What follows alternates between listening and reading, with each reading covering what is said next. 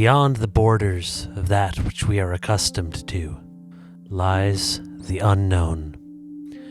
This is true in the case of a city bordered by wilderness, in the case of a nation bordered by outsiders, and in the case of our own minds. That which lies beyond the known is vast, and one can never know exactly what waits there. This vast unknown is often symbolized by strange creatures or dark landscapes. In the case of Russian and Eastern European folklore, there's a recurring figure who embodies the strangeness of the unknown. Sometimes a fearsome villain, sometimes an ally to those who approach her with caution, yet always a mystery.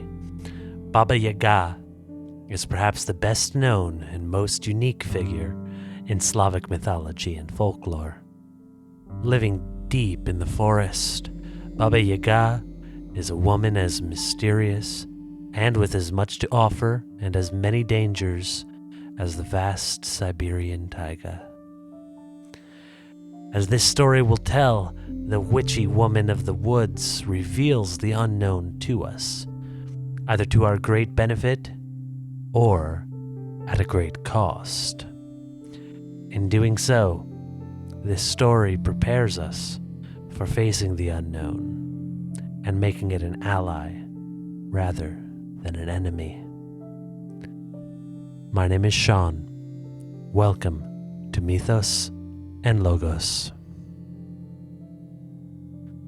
What may be Baba Yaga's most famous appearance is in the story of the classic heroine, known in Russian as Vasilisa Prekrasnaya, or in English, Vasilisa the Beautiful. While this story has almost certainly been told for centuries, it was first set to paper in the Russian Empire of the 19th century. The story introduces Vasilisa, the kind daughter of a merchant man and his late wife. On her deathbed, Vasilisa's mother gifts the young girl with a doll, instructing her to feed it and give it water to drink, telling the child that the doll will carry her blessing and help her in times of trouble. As years pass, Vasilisa's father remarries, wedding an old, rich widow with two daughters only a few years older than Vasilisa. However, in time, Vasilisa's stepmother reveals herself to be a cold and bitter person, as both she and her daughters, Vasilisa's new stepsisters, come to resent her as she grows in both age and beauty.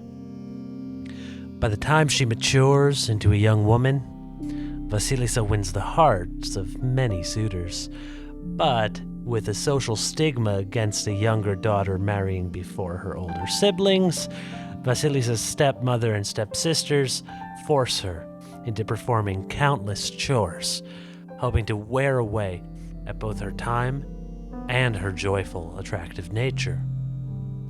Being a traveling merchant, Vasilisa's father is far too often absent, leaving her entirely at the mercy of her crone-like stepmother and her envious stepsisters. Viewing Vasilisa as an obstacle standing in the way of her own daughter's prestige, her bitter stepmother develops a plan to remove her from the equation entirely. Living on the edge of the vast Russian wilderness, she sends Vasilisa into the forest in hope that she will be lost. But each time, Vasilisa secretly brings her mother's doll, giving it some food and drink, and returns safely. In time, the bitter stepmother's patience runs thin, and she conspires with Vasilisa's stepsisters to send her straight into the clutches of the infamous witch, Baba Yaga. The stepsisters are tasked with sewing at night with only a small used-up candle for light. When it runs out, quite quickly as small used-up candles tend to do, Vasilisa is sent deep into the woods on a mission to get a light. only she is not sent to any regular neighbor, but to the house of Baba Yaga.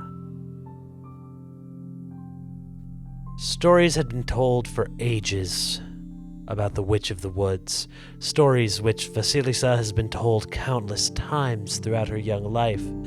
Baba Yaga, it was said, lived in a house on chicken legs, and flew using a mortar and pestle, and lured children to her, only to eat them and decorate the house with their bones. As Vasilisa is sent into the forest with only her mother's doll as protection, she remembers these tales and is fearful. But the vast forests of Russia are filled with many surprises.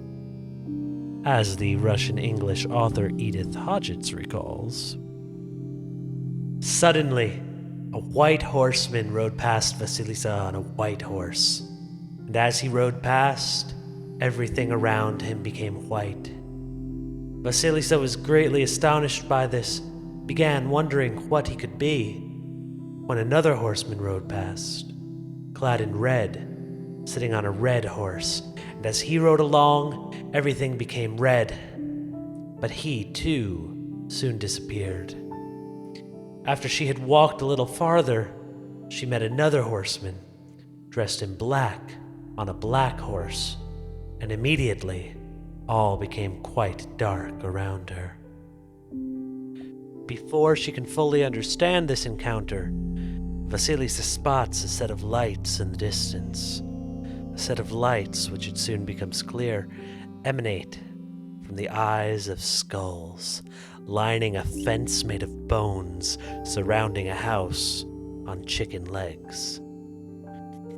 And if it were not clear enough to her already, Baba Yaga's call to Vasilisa of, "I smell a Russian," makes it obvious that by venturing into these woods beyond her home, Vasilisa has entered unfamiliar, strange territory.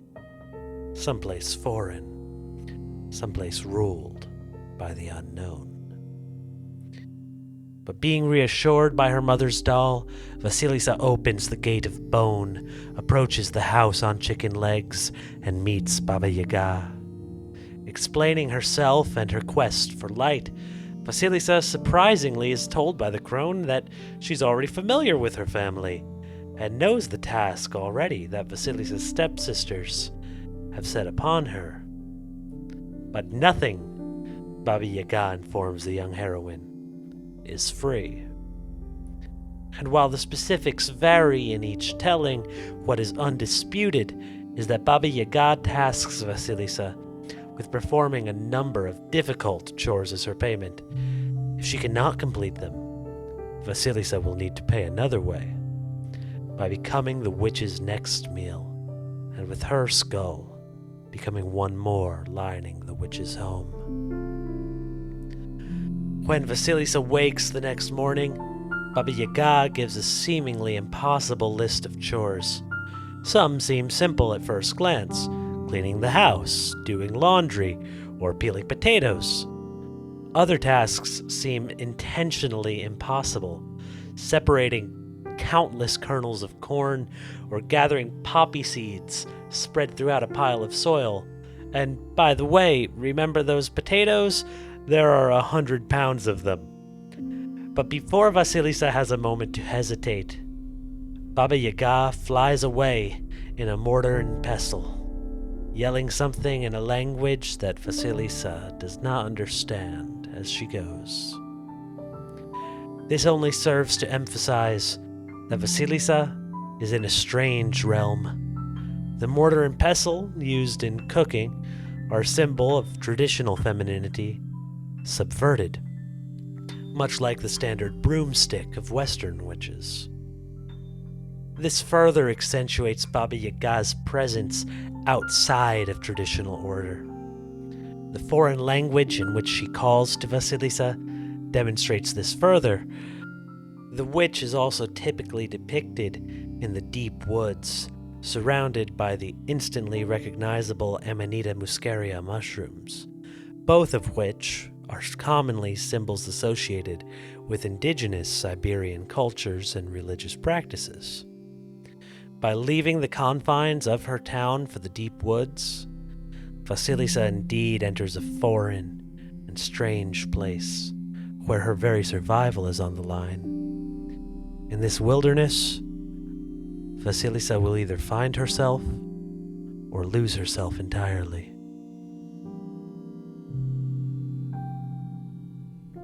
Before each of her tasks, Vasilisa remembers her mother's words, that her doll will carry her blessing in times of trouble. Vasilisa places her faith in her mother's words and gives the doll a small piece of food and some water to drink, when miraculously the doll springs to life and it helps her in her first task, and the white horseman rides by. As she moves on to Baba Yaga's second challenge, Vasilisa feeds the doll once again, and together they complete it before the sun begins to set and a red rider passes by. Finally, Vasilisa feeds the doll one more time, and it springs to life once more, helping her to complete her third and final task. And as the sun finally comes to rest below the horizon and darkness falls, the black horseman passes by and the witch returns. Disappearing into Vasilisa's pocket, the doll warns her to be careful and pleasant to Baba Yaga. As one last touch, Vasilisa sets the witch's table for dinner. Baba Yaga, in turn, examines the house and is excited to see the tasks masterfully completed, if somewhat disappointed by not having a new skull to add to her collection. During dinner with the witch, Vasilisa is unusually quiet and is prompted by her host to truly speak her mind. Vasilisa responds by asking about the three horsemen she saw on her journey through the woods and during her work. Baba Yaga answers, explaining that the white horseman is day, the red is the sunset, and the black is the night. The witch then asks a question of her own in return. Tell me why it is that you are always so good and so quick and ready to obey me and never make a mistake by any chance? And why is it that I am so fond of you, would not hurt a hair on your head? Vasilisa humbly responds, I suppose it is my dear mother's blessing that helps me in all that I do. Baba Yaga's response to hearing this is ambiguous, to say the least. Clearly, Vasilisa has won the favor of the witchy woman, but she is sent on her way. Well then, look here, my dear. I don't want any blessedness in my hut. I think you've been here quite long enough, so you had better go back to your stepmother and sisters with my compliments, and take one of my skulls with you. Vasilisa listens and departs with the skull and the light contained within it, ending an encounter that seems strange at first glance, but in which a deeper meaning presents itself with a closer look. While Baba Yaga is understood by most to be an evil character, her actual motivations prove to be much more morally gray. In this way, Baba Yaga is similar to the wild woods in which she resides. The immense, dark, mysterious forest holds both great danger and great potential. And just as the dark woods lie beyond the border of the settled town, Vasilisa's journey to Baba Yaga represents a journey into the mental darkness beyond the border of the known. In confronting the crone in Baba Yaga, Vasilisa confronts her own possible future, one in which she might become as bitter and wicked as her stepmother. What stops Vasilisa from traveling down this path, and in the case of her story, saves her from being quite literally devoured by the crone, is her mother's memory. By holding on to the doll, Vasilisa holds on to her mother's memory. But it is by feeding the doll that she was able to keep her mother's blessing alive. This serves to show that Vasilisa's work to fulfill her femininity in her mother's image takes work. But crucially, once Vasilisa approaches the unknown with her mother's blessing in tow, she has nothing to fear. Indeed, nature itself becomes her ally, as personified in the Riders. Vasilisa's ability to emerge from the unknown, not only unharmed, but greater than before, is credited to two things: her dedication to keeping her mother's memory alive, and the faith that she places in that blessing. When Vasilisa returns home with the skull and the light it carries, her stepmother and stepsisters are in total darkness. Though they tried, no light, no candle could pierce this darkness, each being extinguished by some force each time it passed over the threshold into the home. However, when Vasilisa enters with the light from the skull, her stepmother and stepsisters are turned to ash in the light. Vasilisa lives with an aunt until her father returns, sewing intricate lace with the help of her mother's doll, of course.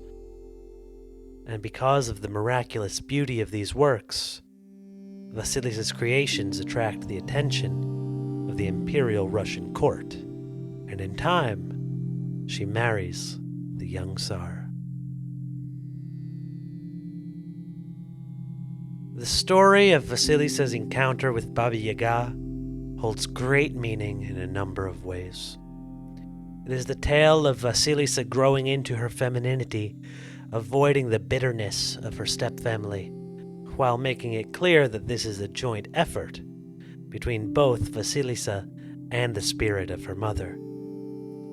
However, the story communicates that Vasilisa cannot take her mother's blessing for granted.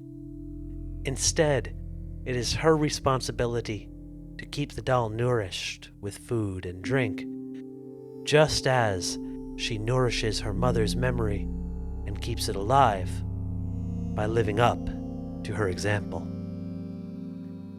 The story shows that indeed the unknown, dark and mysterious as it may be, can be our ally, if only we know how to approach it. Just as we approach the fears in our lives, Vasilisa's encounter with Baba Yaga tells us that the subjects of our fear may end up being our greatest allies. This moral helps us to see Baba Yaga in a new way. This is not to say that the unknown, or its representation in the witch of Russian folklore, is not dangerous. Countless stories from across Slavic cultures of Baba Yaga eating children make her danger very clear. Instead, what the story tells us is that approaching danger armed with faith in something greater allows us to transform the unknown into a resource for our benefit. After all, it is only by entering the confusion and darkness beyond the borders of our own thoughts that our minds can expand, just like a city expanding beyond its walls, gaining mastery over what was once uncharted territory.